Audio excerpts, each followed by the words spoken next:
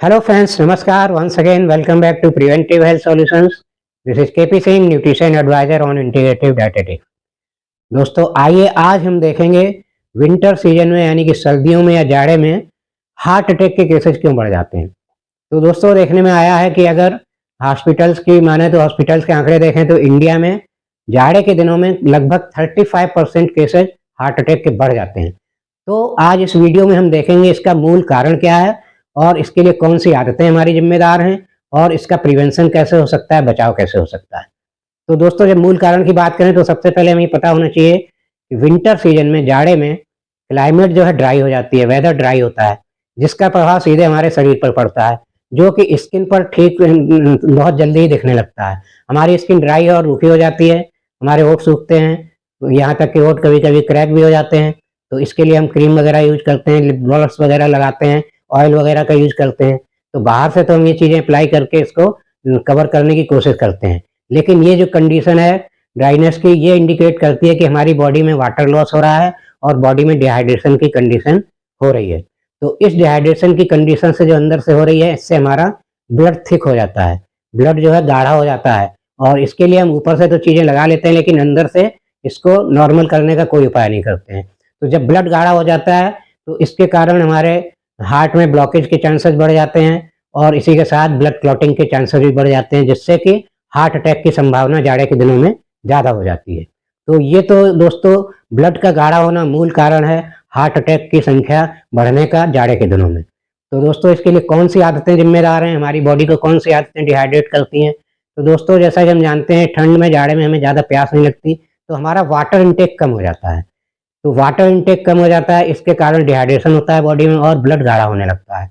और दूसरा कारण देखें तो दोस्तों खान पान की बात करें और तो हम जाड़े में अपने को गर्म रखने के लिए अक्सर चाय और कॉफ़ी का इस्तेमाल करते हैं। चाय और कॉफ़ी की मात्रा और फ्रीक्वेंसी दोनों ही बढ़ जाते हैं। इससे क्या होता है, चाय और कॉफ़ी का इफेक्ट होता है कि हमारी बॉडी को ये डिहाइड्रेट करते हैं ये दोनों सब्सटेंस, और साथ ही इनके कारण यूरिनेशन मतलब पेशाब ज़्यादा आने की भी प्रॉब्लम होती है और ज़्यादा पेशाब आने के कारण भी वाटर लॉस बॉडी से होता है। इस तरह से हमारी बॉडी में ओवरऑल डिहाइड्रेशन की कंडीशन पैदा होती है। इसी तरह दोस्तों कुछ लोग सूप वगैरह का इस्तेमाल भी ज़्यादा करते हैं जाड़े में। तो अगर नेचुरल सूप नेचुरल सब्जी वगैरह से बना रहे हैं आप, घर में बना रहे हैं तब तो ठीक है, लेकिन अगर आप रेडीमेड सूप लेते हैं तो उसमें नमक की मात्रा या साल्ट की मात्रा बहुत ज़्यादा होती है। तो ये भी एक कारण बनती है हमारे हार्ट अटैक के चांसेस को बढ़ाने का। और इसी के साथ दोस्तों देखें तो अन्य आदतों में देखें तो जैसे कुछ लोगों को एडिक्शंस होते हैं, जैसे स्मोकिंग का है और लिक्कर का यानी कि शराब वगैरह का एडिक्शन होता है, अल्कोहल वगैरह लेते हैं। तो दोस्तों जाड़े में लोग स्मोकिंग भी बहुत ज़्यादा करने लगते हैं, स्मोकिंग की फ्रीक्वेंसी बढ़ जाती है, तो ये भी एक हार्ट अटैक का कारण बनती है, ज़्यादा हार्ट अटैक का कारण बनती है। और दूसरा अल्कोहल जो है ये हमारी बॉडी में डिहाइड्रेशन करता है, इससे भी पानी का लॉस होता है हमारी बॉडी से और ब्लड गाढ़ा होता है, इसलिए भी हमें हार्ट अटैक के चांसेस बढ़ जाते हैं अल्कोहल का ज़्यादा सेवन करने से।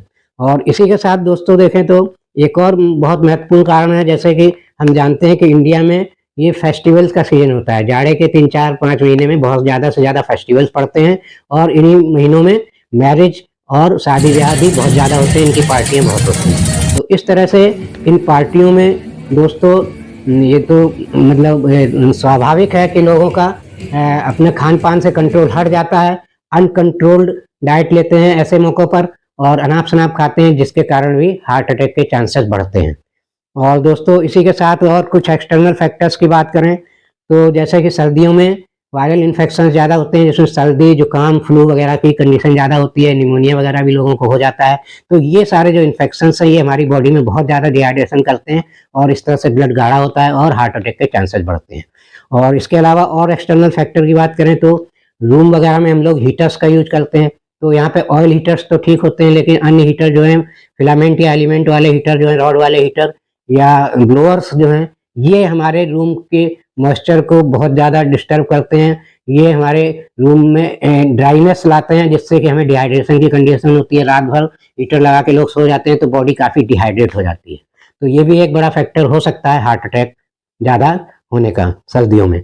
और इसी के अलावा देखें दोस्तों एक और फैक्टर है बहुत बड़ा कि अक्सर हम ध्यान नहीं देते हैं, कभी-कभी क्या करते हैं एकदम गर्म क्लाइमेट से एकदम ठंडी क्लाइमेट में चले जाते हैं, मतलब गर्म स्थान से ठंडे स्थान में कान वगैरह खुले, गला खुला हुआ है और ऐसे ही चले जाते हैं बिना कवर किए हुए। तो इससे क्या है, बॉडी पर सडन टेम्परेचर का इफेक्ट पड़ता है, एकदम हीट से ठंड में जाना, मतलब गर्म क्लाइमेट से ठंड में जाना, अचानक जो टेम्परेचर चेंज होता है इसका भी बॉडी पर बहुत बुरा प्रभाव पड़ता है। ऐसा ही देखें तो कभी कभी लोग नहाने अचानक से चले जाते हैं, जाड़े में कुछ लोग ठंडे ही पानी से नहाते हैं और सिर पे डायरेक्ट ठंडा पानी डालने लगते हैं। तो इससे भी क्या होता है, बॉडी में सडन चेंज होता है टेम्परेचर का। तो ये सडन टेम्परेचर चेंज के कारण हमारी बॉडी में स्ट्रेस हार्मोन डेवलप होता है, और ये स्ट्रेस हार्मोन क्या करता है, ये हमारी बॉडी को एक शॉक की स्टेट में ले जाता है, और इस शॉक की कंडीशन से हमें हार्ट अटैक आ सकता है। और इस टाइप के हार्ट अटैक अक्सर ऐसे लोगों को भी आ जाते हैं जिनको कभी कोई हार्ट प्रॉब्लम रही नहीं है, कोई भी ऐसे सिम्टम नहीं रहे, लेकिन अचानक से किसी भी एज में इस टाइप के हार्ट अटैक आ जाते हैं। तो दोस्तों ये तो रहे इंटरनल और एक्सटर्नल फैक्टर्स और हमारी आदतें जिनके कारण हार्ट अटैक के चांसेस सर्दियों में ज़्यादा होते हैं। अब इनसे दोस्तों बचाव कैसे किया जाए? तो बचाव करने का बहुत ही आसान तरीका है। एक तो सबसे पहले हम अपनी बॉडी को हाइड्रेटेड रखें, सफिशिएंट वाटर इंटेक रखें, जाड़े के दिनों में प्यास नहीं लगती उसके बावजूद भी थोड़ा गुनगुना पानी रखें, बीच बीच में कभी कभी पीते रहें समय समय पर, और बॉडी को डिहाइड्रेट ना होने दें। और इसी के साथ दोस्तों स्मोकिंग वगैरह पे कंट्रोल करें, अल्कोहल पर कंट्रोल करें, और इसके अलावा देखें तो बहुत सी चीज़ें, जैसे चाय कॉफ़ी बंद तो नहीं कर सकते, लेकिन दूसरी प्रिकॉशंस ले सकते हैं। जैसे कि अगर सर्दी जुकाम में फ्लू हुआ है तो उस समय वाटर इंटेक भी बराबर रखें, और ज़्यादा एंटीबायोटिक्स और कफ वगैरह सुखाने वाली दवाओं का इस्तेमाल कम करें, और बिना डॉक्टर की सलाह के ना करें। और इसी के हिसाब से दूसरा देखें तो हीटिंग डिवाइसेज का इस्तेमाल कमरे में कम करें, ज़्यादा उन पर डिपेंड ना करें। अगर कर रहे हैं तो ऑयल हीटर सेफ है, उसको यूज कर सकते हैं, लेकिन अन्य हीटर यूज कर रहे हैं तो उसके साथ कमरे में खुले बर्तन में पानी जरूर रखें, जिससे कि वो इवेपोरेट हो सके और कमरे की जो मतलब उसमें मॉइस्चर है वो बना रहे थोड़ा, और बॉडी डिहाइड्रेट होने से बचे। इसी के अलावा इसके अलावा और देखें तो जो अचानक सडन बॉडी टेम्परेचर चेंज वाली कंडीशंस हैं, एकदम से गर्मी से सर्दी में, सर्दी से गर्मी आ गए, गर्मी में आ गए, तो इस टाइप की कंडीशन को अवॉइड करें, मतलब अपने शरीर को कवर रखें। यानी कि दूसरी चीज़ों पर डिपेंड होने के बजाय अपने शरीर को कवर रखना चाहिए गर्म कपड़ों से, और थर्मल वियर वगैरह पहनने चाहिए, कान और गला वगैरह ढक के रखें अगर कहीं बाहर निकल रहे हैं, तो इस टाइप की सावधानी बहुत ज़रूरी है।